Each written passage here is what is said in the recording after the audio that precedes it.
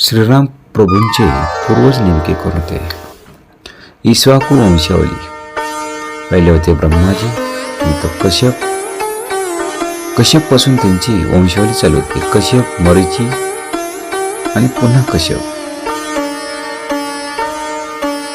विवस्वान, वैवस्वत, मनु, इक्ष्वाकू, कुक्षी, इकुक्षी, बाण, नारण्य, पृथु, त्रिशंकू, धंधुमार, ध्रुवसंधी, ससंधी, मानार्ता, युवनाच, भरत, असित, सगर, असमाज, अंशुमान, दिलीप, भगीरथ, कुकुस्त, रघु, प्रवृत्त, शंकन, सुदर्शन, अग्निवर्ण, शीघ्र, मरु, कुशुश्रक, अमरीश, नहुष, ययाती, नाभाग, अज. आणि मग अजच्या पोटी दशरथ जन्मास आले आणि महाराज दशरथच्या पोटी श्रीराम, भरत, लक्ष्मण आणि शत्रुघ्न हे 4 पुत्र मात्र जन्मास